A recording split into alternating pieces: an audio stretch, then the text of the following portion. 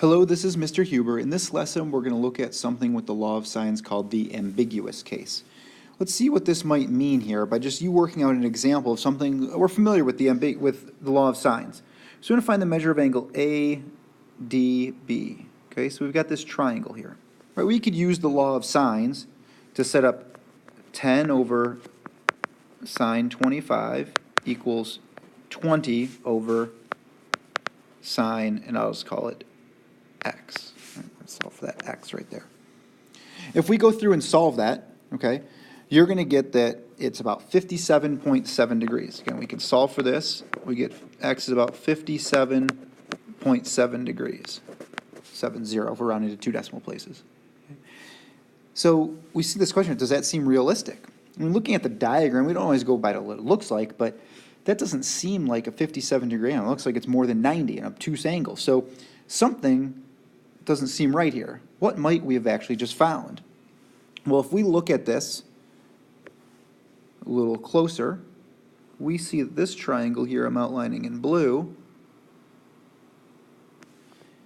has also an angle over here that we could call y, let's say.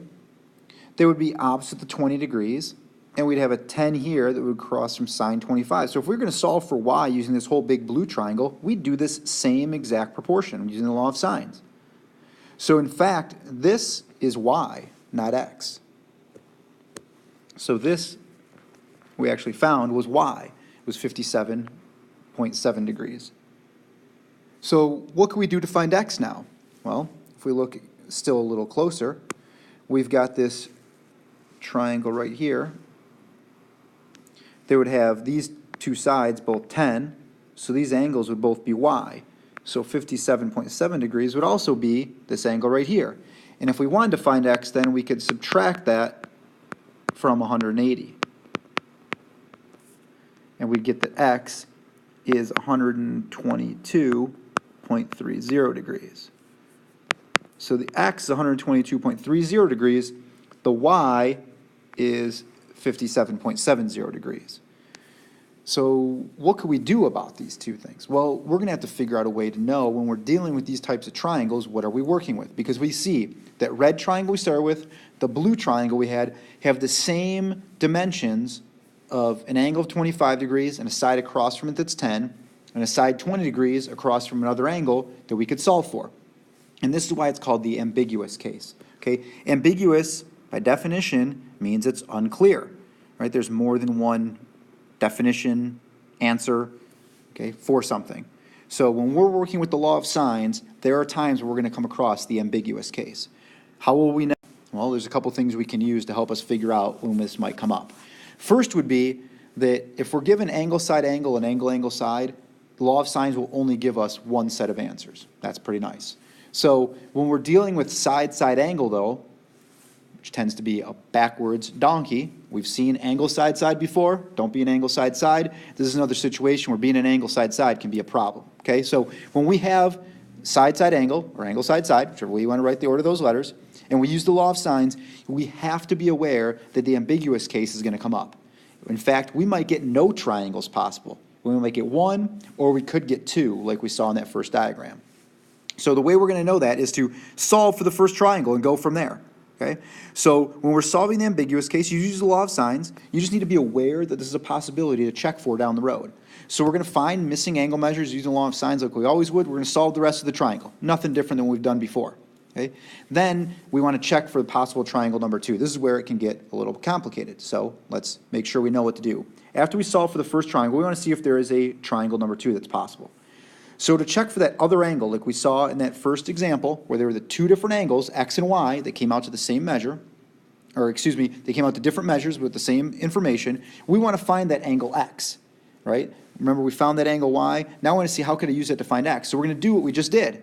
We're going to take the angle and subtract it from 180 degrees, like we just saw. And then we're going to make sure that that will create a second triangle. Okay? So it's what we just did in that first example. We just have to be aware to be able to check for that regularly. So solve for your triangle, then take the angle you solve for first, subtract it from 180, and see if there's another triangle that's possible. If there is, we're going to solve for it. Okay, so we're going to check this out and make sure your answers are realistic. You're going to know if you're not on the right track. You're going to know if things go off, make sure biggest sides across from biggest angle, and all that type of stuff. So we'll see how we can use that here as we work the law of sines and where the ambiguous case could come up. The first thing we should do here is draw a diagram, okay? Always draw a diagram. So I'm going to draw a diagram, and you don't have to worry about where the second angle might be or what it might be. You mostly just want to make sure you know what angles are going across from what sides are going across from which angle. So we have an angle of 30 degrees, so angle A is 30 degrees. Side A, 15, that means it's across from angle A. Side B is 20, okay? So we've got here an angle side-side. So this means we're going to have to be aware of the possibility of the ambiguous case. All right, so when we work through this example, we're going to solve for, the first angle we can solve for is angle B, right? So we're going to have 15 over sine 30 equals 20 over sine B. Okay, and we should know how to solve this cross multiply.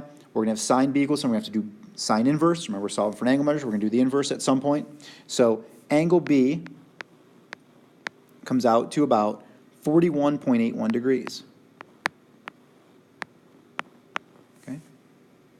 So now we've got two angles in a triangle. If angle B is 41.81, angle A is 30, we can find angle C by adding those and subtracting from 180. And so angle C comes out to about 108.19 degrees. So we've got three angles now and two sides. We need to solve for that third side, side C. We can use the law of sines for that. Here's what it would look like. We'd have C over sine of angle C, which is 108.19, equals 15 over sine 30. Okay? And again, we can cross multiply here, make sure we're solving for C correctly. And if you do, you should get that C, side C, is about 28.5. Okay, let's look back at our triangle here. Okay, we have three angle measures, 30, 41, 108. This is the biggest angle. C would be the biggest angle. It should be across from the biggest side. Side C should be the biggest side. 15, 20, 28.5. Yep, it looks like we're on the right track. It looks like we've properly solved for this triangle. Now, however, we need to solve for triangle number 2. Okay, so I'm going to write down here triangle number 2 with a question mark. Okay, because we'll go back to those steps that we just had on the previous slide. The first thing we want to do is take the first angle we solve for. We solve for angle B first. That's where we start. So our new possible angle B would be 180 minus 41.81 degrees. That will come out to 138.19.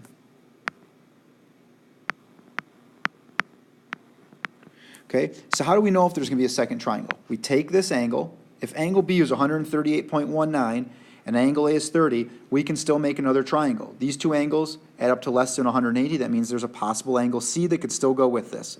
So angle B would be 138.19. Okay, then we'd go through and angle C would be 180 minus the 138.19 plus the 30, right? We're going to add the two angles we have already in the triangle, subtract them from 180, and angle C then is going to be 11.81 degrees. And then we could solve for side C. We'd have C over sine. We use this angle C that we just found, not the one from the first triangle. These are two separate triangles. Right? What's in red doesn't exist for this triangle in blue. Equals 15 over sine 30. Always good to use the information you're given in the problem whenever possible, like here, 15 and sine 30. And we cross multiply for all this. We're going to get C is about 6.14. So we have another angle B, another angle C, and a side C. So there's our second triangle. We have two different triangles. Both of them have these three pieces of information as part of them. Side 15, side 20, angle 30, along with the third side, 28.5, and other two angle measures. Or we could have had these three pieces of information along with these angles and sides. Again, as we saw in that first argument, there's a way we could draw it where we could have both those different sets of information, starting with the angle side that we had at the beginning. So we have to check for that second triangle and make sure that it exists, or if it doesn't, we're going to figure out, we're going to see some examples where it doesn't exist and what that looks like. Okay? But always be aware to check for it when you're using the law of sines, that the ambiguous case is possible. All right? Now in this example, okay, again, I'm going to draw out a little sketch. Again, more so than anything, we want to make sure that we know what sides and angles are going to go together. So angle C in this case is 121 degrees. Side B is 30. Side C is 40. All right, so if we're going to start from here, the first angle we'd solve for would be angle B. That's the one across from the side we have, and the other side and angle across from each other that we know. So we're going to start out by doing 40 over sine 121 equals 30 over sine B. Okay? And we cross multiply, solve, get sine B, and then we have to do B, the sine inverse. So angle B in this case is going to be about 40.01 degrees. And then we'd have angle A. We add the 121 and the 40.01 and subtract that from 180. And so angle A is going to be 18.99 degrees. Remember, all three angles of a triangle have to add up to 180. And now I could solve for my third side, okay, which would be side A. So I'm going to have A over sine 18.99 equals 40 over sine 121.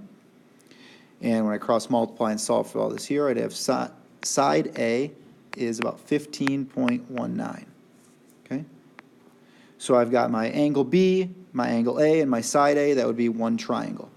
Again, I started with an angle side, so I have to be aware now to check for that triangle number 2. So I'm going to say triangle number 2 with a question mark. We're going to see if it works. So I'm going to take the first angle that I solved for, and I subtract it from 180, 40.01. That comes out to 139.99. So if you tell me that angle B here is 139.99, and I've got an angle C that's 121, I can't possibly make a triangle. These two added together are more than 180. There's no way I could get then a third angle and make it a triangle if all three of them are going to add up to 180, and I already have two that are more than 180. So there's no triangle number 2 possible. So my only triangle will be the one I found first in red. Again, ambiguous case doesn't mean two triangles. It means it's ambiguous, and we don't know. So we checked here. We only had one triangle. Okay, good. We're done with that problem. And now we're going to see another example. Okay? But first, actually, we are going to see another example. Then we got a little pause. I got ahead of myself here. I got something exciting to talk about other than law of sines, which I know you're excited about too. So let's draw a little triangle here. Okay?